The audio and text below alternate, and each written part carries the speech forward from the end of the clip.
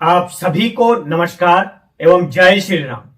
कुरुक्षेत्र का चतुर्थ भाग जो भारत के महान कवि रामधारी सिंह दिनकर जी की रचना है, आज हम कुरुक्षेत्र के चतुर्थ भाग को आपके सामने रखेंगे। जो कुरुक्षेत्र का ये चतुर्थ भाग हम सबके लिए प्रेरणादायक है। राजनीति में भाग लेने वाले लोगों तथा राजनीतिक दृष्टिकोण से सक्रिय लोगों के लिए यह भाग अत्यंत ही प्रेरणादायक है। इसलिए मेरा आप सभी से निवेदन है कि कुरुक्षेत्र के इस चतुर्थ भाग को आप अंत तक अवश्य देखें। महाभारत युद्ध समाप्त होने के बाद धर्मराज युधिष्ठिर अत्यंत चिंतित थे कि हमने किस कारण, किस उद्देश्य से अपने सगे संबंधियों, गुरुजनों तथा श्रेष्ठ जनों को मारा और यह रक्तपात हमें क्यों आवश्यक था।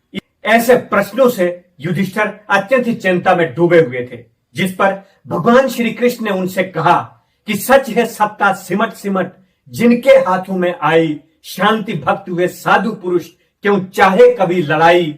सुख का समय एक रूप विभाजन, जहां नीति से न्याय से संभव नहीं अशांति तब हो, जहां खड़क के भय से। जहां पालते हो अनीति पद्धतियों को सत्ताधारी, जहां सूत्रधार हो समाज के अन्यायी अविचारी। नीति युक्त प्रस्ताव संधि के जहां न आदर पाए, जहां सत्य कहने वालों के शीश उतारे जाएं। जहां खड़क बल एकमात्र आधार बने शासन का, क्रोध से भड़क रहे हूं इरादे जहां जन जन का। सहते सहते अन्याय जहां मर रहा मनुज का मन हो, समझ का पुरुष अपने को धिक्कार रहा जन जन हो। अहंकार के साथ घृणा का जहां द्वंद्व हो जारी, ऊपर शांति तलातल से हो छिड़क रही चिंगारी। पढ़कर भी संकेत सजग हो किंतु ना सत्ताधारी, दुर्मति और अनल में दे आहुतियां बारी बारी।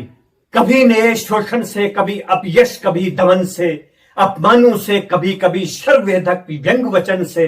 दबे हुए आवेगी वहां यदि उबल किसी दिन फूटे, स्वयं छोड़ कालबन मानो अन्यायी पर टूटे। कौन दायी होगा उस दारुण जगत ढैन का, अहंकार या घृणा कौन दोषी होगा उस रण का। कुरुक्षेत्र के पूर्व नहीं क्या समर लगा था चलने, प्रतिहिंसा का दिया भयानक हृदय हृदय को बलने। क्रांति खोल करके खड़क क्रांति का जब गर्जन करती है, तभी जान लो किसी समर का सृजन वह करती है। शांति नहीं तब तक जब तक सुख भाग नाम नर का सम हो, न किसी को अधिक हो न किसी को कम हो। न्याय शांति का प्रथम न्यास है, जब तक न्याय न आता जैसा भी हो माहौल शांति का सुदृढ़ नहीं रह पाता। जिन्हें इस शांति विश्वास में सुख भोग सुलभ हो, उनके लिए शांति ही जीवन सार सिद्धि दुर्लभ हो। सत्य मांगने से ना मिले संगत पाप हो जाए, बोलो धर्मराज शोषित वो जिए या फिर मिट जाए। न्यायोचित अधिकार मांगने से ना मिले तो लड़के, तेजस्वी छीनते समर को जीत या के फिर मर के। किसने कहा पाप है समुचित सत्य प्राप्त हित लड़ना, उठा न्याय का खड़क समर में अभय मरना मारना। क्षमा दया तप तज मनोबल की दे व्यर्थ दुहाई, धर्मराज किंचित करते हो तुम मानो की करदाई। हिंसा का आधार तपस्या ने कब कहां सहारा है, देव का दल सदा दानवों से हारता रहा है। मानव शांति प्यारी थी तुमको यदि पुरुष ज्वलन से, लोभ किया क्यों भरत राज्य का, क्यों आए फिर वन से। दिया भीम को विष लक्षा गृह चला हुए वनवासी, केश करष्टा प्रिया सभा समुचित कहलाई दासी। क्षमा दिया तप त्याग मनोबल सबका लिया सहारा, नर वियोग सुयोधन तुमसे कब हारा। क्षमाशील हो रिपु समझ तुम हुए विनत जितने ही, दुष्ट कौरवों ने तुमको कायर समझा उतना। अत्याचार सहन करने का कुफल यही होता है, पुरुष का आतंक मनुज कोमल होकर के खोता है। क्षमा शोभती उस भुजन को जिसके पास घरल हो, उसको क्या जो दंतहीन विषहीन विनत सरल हो। 3 दिवस तक पंथ मांगते रघुपति सिंधु किनारे, बैठे पढ़ते रहे छंद अनुनय के प्यारे प्यारे।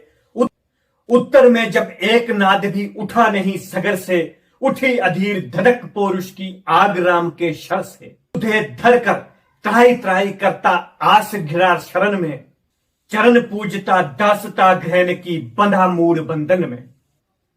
ये पंक्तियां रामधारी सिंह दिनकर जी ने उस समय की याद दिलाई जब भगवान श्री राम ने सागर पार करने के लिए सागर की पूजा की थी और लंका पर चढ़ाई करने के लिए रास्ता मांगा था, परंतु विनय और पूजा से पूजा का प्रभाव सागर पर नहीं पड़ा था।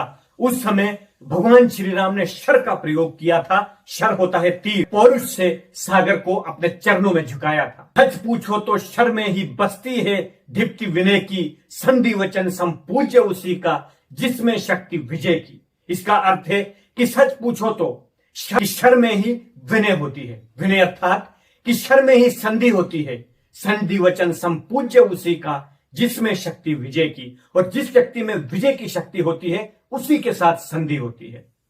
सहनशीलता क्षमा दया को तभी पूजता जग है, बल का दिया चमकता उसी के पीछे जगमग है। यह महान रचना जो कुरुक्षेत्र का चतुर्थ भाग था हमने आपके सामने रखी। इससे यही प्रेरणा मिलती है, अन्याय भरे जब अत्याचार भरे, जब अत्याचारी शासन करे, जब प्रतिभावान लोगों का शोषण हो और जब अगले को लगे कि सामने वाला कमजोर है, उसको जितना दबाया जाए उतना आवश्यक है, तब भगवान श्री राम की तरफ संकेत करते हुए रामधारी सिंह दिनकर जी ने बताया कि विजय कि अपने पूर्ण पुरुषार्थ से विजय प्राप्ति के लिए संघर्ष करो, तब आपके साथ संधि होगी। इस महान रचना से हम सब जो राजनीति में भाग ले रहे हैं, हमें यह प्रेरणा मिलती है कि हमें अपने कर्म, त्याग, तपस्या, संघर्ष, सेवा, विनय और जितनी भी ये बातें इस रचना में बताई गई है उनका पालन करना है। तब हम एक महान राजनीतिज्ञ भी बन सकते हैं और समाज में प्रतिष्ठा भी पा सकते हैं। रामधारी सिंह दिनकर जी की यह रचना मैंने आपके सामने रखी। यदि इसमें से कोई आपको सार के रूप में कोई बात निकलती है तो कमेंट बॉक्स में जरूर लिखें। यही कहते हुए आप सभी का बहुत बहुत धन्यवाद। जय हिंद, जय भारत, जय श्री राम।